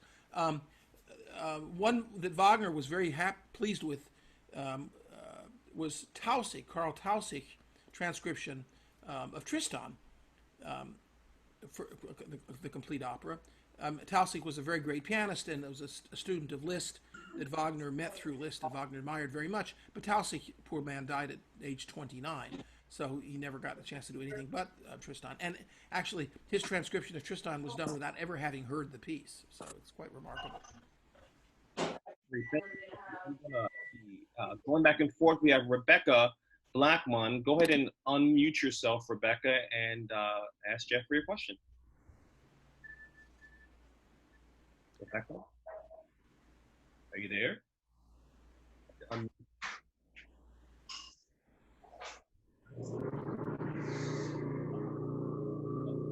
Back to her. Sort of sounds like Elemental beginning of Rheingold or something. Yeah, I don't know what that is. But let's go with Saul. Saul, are you there? Saul. Does that unmute me? You're good, Saul. Go ahead. Good evening, Jeffrey. Good evening. I don't have a question, but I have a comment, which is, first of all, this was absolutely brilliant talk. Thank you. It was wonderful work.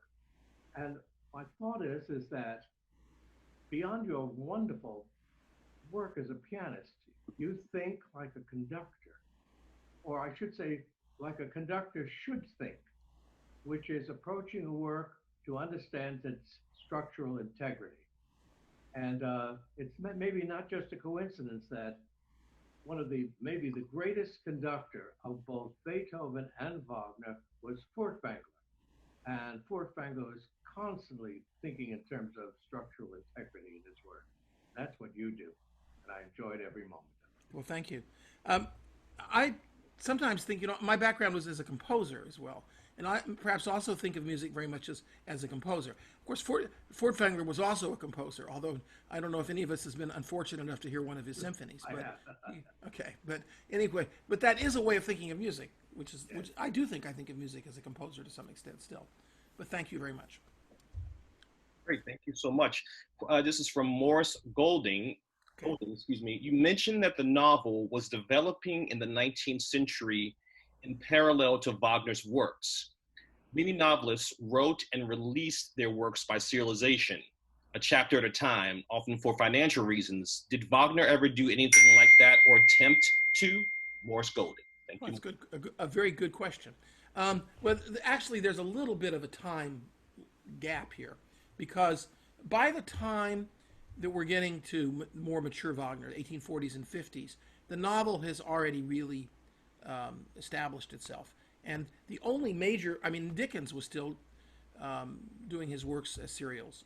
Of course, the genesis of novels being published as serials grows out of a completely different concept of the novel, which is not really a novel in the sense that I'm talking about, which is for Pickwick Papers would be the one of Dickens, or to some extent Oliver Twist, but like Tom Jones and books like that, which we call novels, but are really a sort of an open-ended series of adventures, very much along the manner of a serial, of a soap opera, or of the literary version of a soap opera. They could go on indefinitely, and even the order of events is not necessarily important.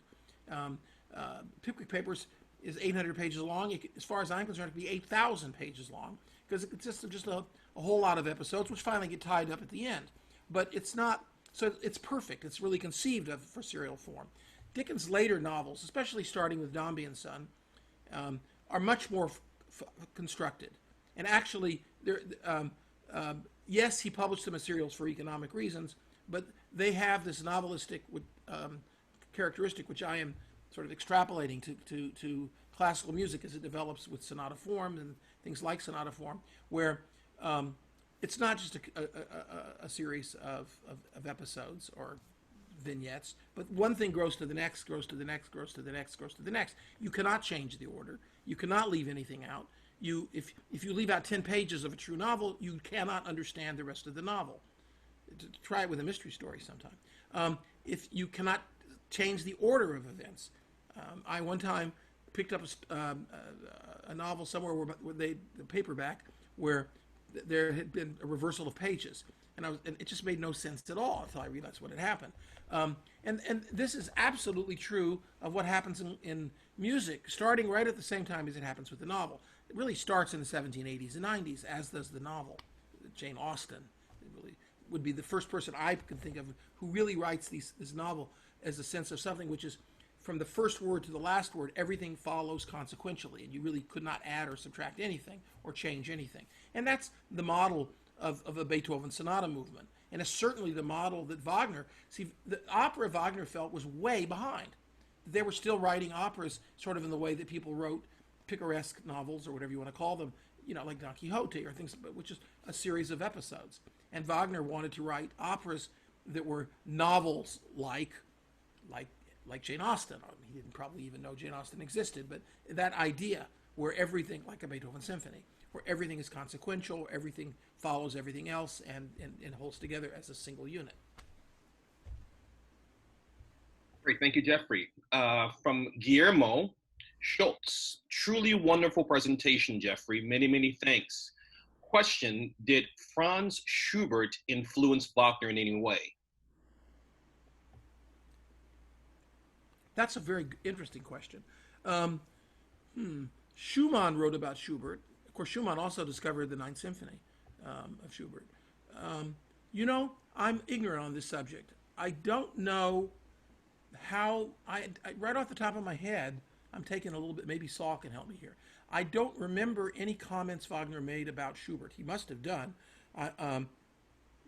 Schubert, in Wagner's lifetime, was not played a whole lot except his songs. The songs, short little piano pieces in the songs. The big pieces were not really performed very much. I don't remember ever seeing that Wagner conducted any Schubert symphonies. I could be corrected. I really don't know. It's certainly true that Schubert's songs, starting even when he's 15, 16 years old, songs like the Erlkönig are little tiny music dramas, and have the kind of unity and novelistic consequentiality that Wagner seeks 30, 40 years later. But I don't know that Wagner wrote about Schubert, but he might have done. I just can't. Nothing comes to my mind. Sure. And I'm sure Saul, if you have an answer to that, you can pipe in to raise your hand. This is from John Middlesworth. Beethoven admired Bach. What elements of Beethoven's influence on Wagner might be further traced back to Bach? Yeah, well, Beethoven absolutely admired. Beethoven was and Mozart were both kind of serendipitous in that they both came in contact very young with a patron named Jefffey, who was a fanatic Bachian. At a time, there weren't that many of them, and so Beethoven knew the well-tempered clavier from an early age. Now, I know that Wagner loved Bach, and I know that he used to always have Liszt play Bach for him. Part of that was just the challenge. Liszt would come for a visit, and Wagner would say, "Number 18, second book," and Liszt would sit down and play it by memory. And so, I mean, that was presumably because Wagner loved the music, but also because Wagner was sort of testing his father-in-law or future father-in-law. I think that the inspiration of Bach and the German Baroque on Meistersinger is very great, although it's perhaps more Handelian than it is Bachian, actually. Wagner revered Bach, but I think that Bach to Wagner was kind of an unapproachable genius that inhabited a world that was very different from his. I don't think that Wagner ever conducted any Bach. I could be wrong, but I think it's highly unlikely that he did. And I don't know of any. For instance, I know Beethoven wrote the C-sharp minor quartet, first movement, with the score of Bach's C-sharp minor fugue from the first book of the well-tempered clavier on the piano. He wrote the fugue from Opus 110 piano sonata with Bach fugues on the piano. So this is a very strong, direct thing.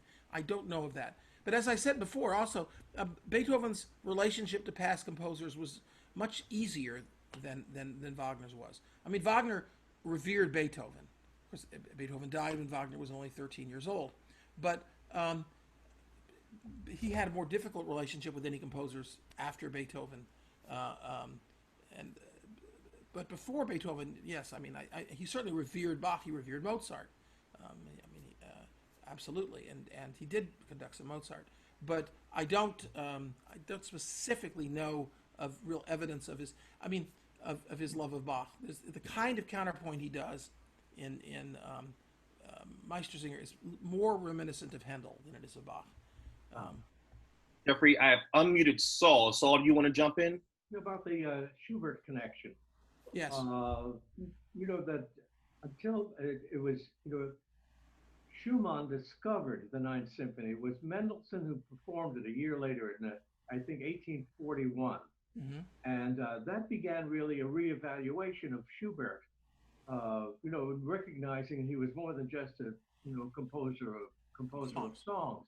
So between that and then the Unfinished Symphony, which premiered, some years later. 1862. What year? 1862. 62. I can't imagine that Wagner did not hear these works. Well, he heard Now them. you say, did it influence him? Well, if you look at the difference between the way Beethoven wrote for trombones, which he did in only 2 symphonies, and the way Schubert did. Schubert integrates the trombone into the orchestra in a way that Beethoven didn't. And with Beethoven, it's just an occasional solo moment, like bum, ball, ball, ball, but Schubert really integrates the 3 trombones into the, I grew up as a trombone player, but the point is that Wagner might have heard that more integrated sound of a choir of trombones that Schubert uses, and Beethoven never did. Just, I can't resist this. This is a little funny sparring going on. Actually, Beethoven uses trombones in 3 symphonies: the 5th, the 6th, and the 9th. He uses them in the Storm in the last movement of the 6th also. In the 6th, God, I didn't hear it in the 6th. I got to look at my score.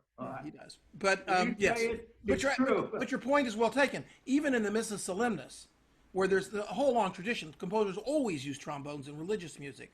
Beethoven uses the trombones in the Missa Solemnis in very specific ways, at very specific points, and they're not really integrated in the way. You're right. Schubert uses them as a chorus in the Ninth Symphony, and he used them already also in the Unfinished Symphony. There's trombones in the Unfinished Symphony Absolutely. as well. And strong use in the development. So certainly, I never really particularly thought about where Wagner developed his use of. I mean, trombones were used in opera often. Right. I mean, there was a long tradition of using them in opera. I mean, Mozart already used them a little bit in Don Giovanni and in Zauberflöte. But and I guess there's probably trombones. I can't remember in Der Freischütz. I don't remember if there are or not. Oh, yes, They're yes. not in the prelude, but I bet there are in the Wolfglen scene. In any case, it's very possible that Beethoven was influenced by Schubert, and Schubert has a very peculiar kind of orchestral. I mean, poor Schubert, he never studied orchestration, and as far as we know, except for the Fifth Symphony, which is written with a tiny orchestra, he never heard any of his symphonies played. He certainly never heard the Unfinished or the Ninth played. Okay. So it was just out of his imagination. So, and he was 31 years old when he died. But I mean, I'm absolutely willing to believe that Wagner was influenced by Schubert in more ways than just that. I just don't have the concrete evidence of it. But I would like to see an absolute list of everything that Wagner conducted, like when he would do his conducting gigs in England and then in Russia, and in France. He conducted some of his own things. He conducted a lot of Beethoven. Beethoven's Seventh was something he could. Beethoven's Fifth really too. great. We always think about how Wagner was self-centered, but the first piece that he conducted in Bayreuth was Beethoven. It was Beethoven's Ninth, absolutely. Mm-hmm. That's right. Thank you, Thanks a lot, Saul. Thank you, Saul. All right, Marilyn has a question. So Marilyn, I'm going to go ahead and unmute or let you talk, and go ahead and unmute yourself, and you're good to go, Marilyn. Thank you, Jeffrey. This is backtracking a little bit since you've gone into orchestration, but this is to thank you because as much as I enjoy the orchestration of Wagner, which really captures my ear and my emotions, even without the singing, when you are playing, you bring out something that is very special to your understanding. That's why I asked who made the transcriptions. And when you did it by ear, that makes it even more pronounced because you are using your abilities and your understanding to transmute the orchestration into something which brings out your points. And that's what I just loved about this lecture. Thank you. That you illustrated them so beautifully by your pianistic ability. Thank you. Well, Marilyn, thank you. And that's the point. That's my shtick. That's what I like to do. I like to talk about Wagner at the piano and to be able to play it. And of course, some parts, the prelude to the third act of Siegfried is not really very playable on the piano. I just do it. But other parts, which I didn't have a chance to play, work fantastically. The Norn scene, for instance, is one of my real specialties. And lots of it. I used to play in my years just around the corner when I lived at the Ansonia here in the 1970s as a Juilliard student. It's 2 blocks from where I am right now. I used to have friends come over, and I would play whole acts of The Ring by request. They would say, let's hear the first act of Walküre. Let's hear the third act of Siegfried, or the first act of Siegfried. And I'd play them all from beginning to end. And my hair, I had a lot of hair back then. And they would be flying all over the place, and my hands would be a blur, and I'd get terribly excited. I would do things that I could never technically do in cold blood, because with the excitement, the adrenaline going, you'd do, and that was, and I'm not, of course it's not the real thing. Of course it can't substitute for the wonderful effects of the orchestra. And I have no intent of trying to do that or pretending that I do it. But I think that it creates a chance to hear Wagner. The orchestra is so fantastic. The orchestration of Wagner is so wonderful, so magical, that sometimes it also, I think, becomes, I won't call it a hindrance, but almost a trap, a beautiful trap. Because we stop hearing the content for just the sheer beauty. And one thing about hearing it on the piano is we're forced into hearing the content, of hearing what's actually going on. Yes, you've transmuted it and you make it much more transparent. And it's your understanding and you're bringing out the lyrical passages. It really, really is wonderful. Now I understand you better because... Thank you. Thank you. Thank you, Marilyn. Well, we want to hear you go through the whole Ring. Maybe you've done that at some point, but... No. Okay. No one's had the courage to hire me to do the whole Ring. That would be a major project. Here's a request to Jim Holman. Okay. Thank you, Marilyn. All right, from Jeffrey Riggs. Appreciate the distinction between the revolutionary capital R of Gluck versus a Beethoven lower R? Is there an in-between? It's striking that Haydn remarked that I was forced to be original, not because he was rejecting anything or because he was channeling something in new ways. Half the time he couldn't hear anything at all. He was virtually alone, not all the time, but is Haydn a revolutionary by necessity, shall we say? Well, Haydn is certainly a revolutionary, and he's certainly, I would say he's a revolutionary lowercase in that respect. And if it's to some extent by necessity, because he was forced to use his inexhaustible imagination. That's what Haydn's great gift was, to come up with a whole new way of organizing music, sort of the foundation of sonata forms and what becomes really what we call the classic era, in isolation. I mean, he was stuck out at Esterhazy and had to keep on writing symphony after symphony. But again, he wasn't a revolutionary. Let's say Gluck is a revolutionary because Gluck says, no, people have been doing it wrong, I'm changing it. And the same kind of way that Wagner, Gluck's writings on opera, in a way mirror or are in direct relationship in a way with Wagner's 40 or 50, 60 years later, or what Monteverdi has to say. I mean, or for that matter, although they didn't write essays, what Debussy and Stravinsky were doing. These are people who have a real cause. They're really trying to liberate music from things which they think are wrong. And a composer like Haydn now Mozart is someone who simply takes what he has inherited and just does it better than everybody else. And Bach is also something of a reactionary in that he likes to go to the distant past, find nuggets from it, and do it better than they ever did it. I mean, that's just Bach's thing. But people like Haydn, really, not because he's dismissing the past or creating some very conscious distinction, he just builds from it in ways which nobody could have imagined. So Haydn in some ways is more of a revolutionary than Beethoven. I'd say quite a lot more, except that Beethoven becomes a revolutionary because he so drastically changes music. I mean, the world in which he lived changed. I mean, one of my favorite images we can use with Haydn. Haydn was the most successful composer of his day, and in the way that it could be measured in his day, he was the wealthiest, most prominent, most powerful composer for a long period of time in all of Europe. And yet, Haydn never once in his life, I get this from his biographer, never once entered the front door of his employer, but always entered through the servant's interest. He never ate at table with his employer. He never probably sat at the presence of his employer, but always stood. Certainly never called his employer by his name, any of his employers. He mostly had one. And never thought of doing any of those things. He was absolutely content to live within this social framework of a composer. A composer had a certain level in society, and that was how Haydn. There's no indication that I know of that Haydn chafed at that he was unhappy with that.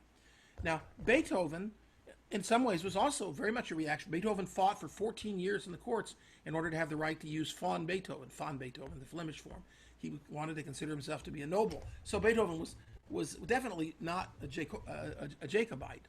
But at the same time, Beethoven, from very early on, even in the probably 1790s, walked through the front door of his employer's house, ate at the table with his employer, and later in his life, at least with Archduke Rudolph in private, called him by his first name. So I mean, these are just unthinkable things. Now, part of that is just the personality of Beethoven. But part of that is the world had changed. The world had changed, the French Revolution, even though they were in Vienna and it was the Biedermeier Society coming in and the bulwark of reactionary, and et cetera, the world had nevertheless changed. The position of the artist in society had changed. But Beethoven had something to do with that change too. So even though Beethoven is not revolutionary, the one big revolutionary thing that Beethoven did was I talked about today in a way, was the coda. The introduction of the coda is this whole new idea, which opens up sonata form in completely new directions. And then he did revolutionary things in his late period. But that's different too, because they weren't really followed up by anybody else. I mean, late Beethoven remains late Beethoven. It sort of is in a world by itself. Yes, sure. People wrote, Wagner loved the C-sharp minor quartet, and Schubert said Schubert heard the C-sharp minor quartet probably 9 months before he died himself. And Schubert said, after this, there's nothing left for us to write, which is a very interesting comment. And Wagner said not something entirely dissimilar about the C-sharp minor quartet, but they never were really influenced by it. It's kind of so sui generis. But Haydn was very definitely a revolutionary, but he was not a revolutionary to capital R. And he was not. He made no attempt to break with the past. I mean, he certainly owed a great depth, for instance, great deal of debt to Carl Philipp Emanuel Bach, for instance. It's not clear to me how well Haydn knew Bach's music, Johann Sebastian Bach's music. Mozart did and Beethoven did, but I'm not so sure that Haydn did. I don't know if that's an answer, Jeffrey, but that's something. We have two people ask sort of a similar question. Okay. Daniel Kopti, Beethoven composed an opera, of course, Lenore, which became Fidelio. What elements from Beethoven's opera do you find in the operas of Wagner? And Mary Zoder asks, what was Wagner's opinion of Beethoven's only opera, Fidelio? So they're connected. So I'll let you go on those questions. Well, of course, just as I'll get to that, Beethoven did intend to write other operas, but his experience with Fidelio, with Leonora, and then became Fidelio, was so painful, it's so difficult, and it underwent so many revisions. Beethoven, you may not know, I'm sure some of you might, Beethoven planned and started on an opera based on Shakespeare's Macbeth, and traces of which are to be found in what we call the Ghost Trio, Opus 70, number 1, piano trio. But in any case, Wagner certainly admired Fidelio and wrote wonderful things about it. But at the same time, I think that he thought, as many people did, and many people probably still do today, that as an opera, Fidelio was a failure. That Beethoven fails to reconcile those parts of the opera which Wagner himself admired, which would have been the Abscheulicher wo eilst du hin from the first act or big aria, and certainly the whole first scene with Florestan in Act 2, or there's certain very dramatic moments with parts of a lot of Act 2 actually, with things that Wagner felt that Beethoven was trying to write opera as it was written, and it doesn't work. It doesn't work dramatically. It may be wonderful music, and there are occasionally wonderful dramatic moments, like the great quartet in the first act, Mir ist so wunderbar. But by and large, I think that he felt that Wagner did say that the most dramatic, the most operatic, the most successful music in Fidelio is the overture of Leonore No. 3. That he creates a better sense of the drama in that orchestral work than he does in the opera itself. So I think that Wagner revered and loved Beethoven, but thought that Beethoven was trapped in a world of opera that was doomed to failure, and that opera was even Weber to some extent was trapped in that same world, and that it took Wagner to save the world, save opera for the world. I mean, Wagner saw himself very much as the redeemer of opera, Wagner, with his relationship to Mozart operas is a little different. I think that he thought of Mozart operas as being absolutely perfect, and he says, for instance, that Mozart, Don Giovanni shows us that music can move us in ways that words can never do. So that's already a very interesting phrase. But Mozart was the person who brought this traditional opera to its absolute perfection, and it could not be taken any further. And Beethoven was moving music in a new direction, but was stuck in the old world of opera. So it took Wagner. So I think that's how he saw Fidelio. Very interesting. Thank you, Jeffrey. Adrian Hoffman, one of Wagner's greatest transitions occurs in the second act of Walküre when Brunhilde makes her entrance. Wagner the second movement of Beethoven's Ninth verbatim, and it morphs into the Walküre's motif. Didn't Wagner also conduct the Ninth? He writes at length about it in his treatise on conducting, and his Adrian's second comment was, the prelude to Walküre is very reminiscent of Schubert's Erlkönig. Now, that's a very good point. And actually, the point of, I'm sitting at the piano. This is probably going to sound really lousy, but anyway,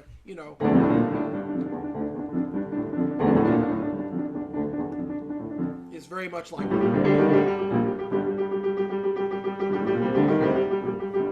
the famous Schubert song, which Schubert wrote when he was 16 years old, by the way. So yeah, I actually come to think of it, it's kind of hard to imagine that Wagner hadn't at least subconsciously remembered because that's a storm too. They're both portraying storms, so I think that's a good point. Wagner of course conducted Beethoven's Ninth Symphony. The most famous occasion was one that Saul just mentioned, was when for the opening of the Bayreuth Festival. He conducted Beethoven's Ninth Symphony. Also for the groundbreaking of the Bayreuth Theater, they had a performance of Beethoven's Ninth Symphony. Beethoven's Ninth Symphony was considered to be sort of the flag bearer for the whole Bayreuth idea. And he conducted Beethoven's Ninth Symphony, I'm sure, in other places too, probably in London and possibly in St. Petersburg. Probably not in St. Petersburg, but probably in London. Although Beethoven's Ninth Symphony was not a very popular piece at that point. It became popular much later. I mean, Wagner loved it, but Beethoven's Ninth Symphony was still largely thought of to be, like all other late Beethoven, to be basically a sort of a crazy failure. The transition leading into the Todesverkündigung Szene is fantastic, and the Todesverkündigung Szene does quote Beethoven.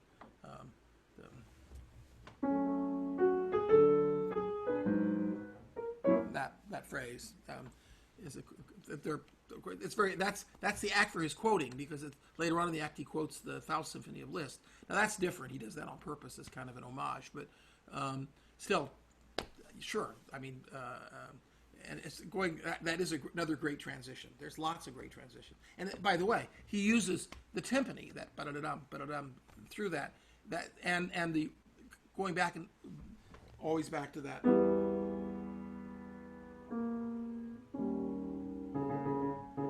Using that as it's not an ostinato, but it's something continuous in a way that he uses to create this wonderful transition.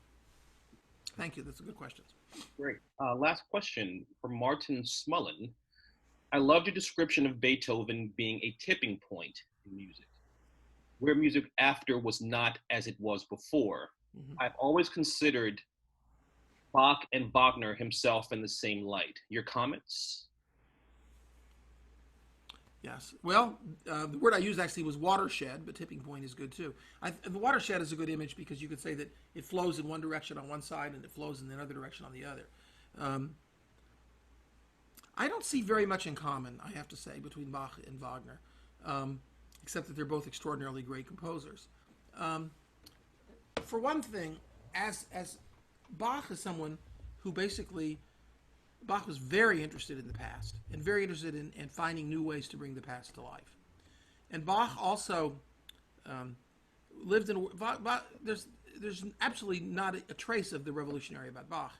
He simply wrote whatever his employer wanted. For instance, he never wrote any operas, but that's probably mostly because he never worked for anybody who wanted him to write operas. If he had written operas, he would have written them probably better than anybody else wrote Baroque operas. And we would have a different view of Handel's operas today. I mean, whatever else he did did better than everybody else. So he's very much a jack of all trades, and just does it better than everybody else. He just has more technique, or more inspiration, or both than anyone else. Wagner really sets off from the start to, I mean, after his apprenticeship works, to sort of create his own world. And he does so with extraordinary dedication. And he uses other people, especially Beethoven, but not only, uses things, also the philosophers. One of the big mistakes that people make when they talk about Wagner's relationship with Feuerbach, or with Hegel for that matter, or Schopenhauer even, or with whatever, is that they make it sound as if they're sort of like playbooks by which Wagner wrote his pieces, and that's just totally untrue. But what they are is things that Wagner picks up that help him. He uses them. And as they're useful to him, as his own path is evolving. But Wagner's not someone, I think, who very much makes his own path in music. To me, a composer that would be more comparable to Wagner historically, if we're going into the past, although he's different because he's much more a polymath, he does more different kinds of things, would be Monteverdi. Monteverdi is more actively revolutionary, but Monteverdi is someone who basically sets his own path. He writes he starts out, he's writing madrigals like Gesualdo and Maurizio and the other composers were, but he basically just sets his own path. And so that's a parallel that I could see better. But I don't really see the parallel between Wagner and Bach. Doesn't mean there isn't one, it just means that I don't see it. Well, Jeffrey, that was the last question. Okay, great. Great. Thank you. Thank you, everybody. Big audience, so we always appreciate it, and have a great night. Thank you. Thank you, Enjoy the everybody. rest of the summer, everybody. Thank you.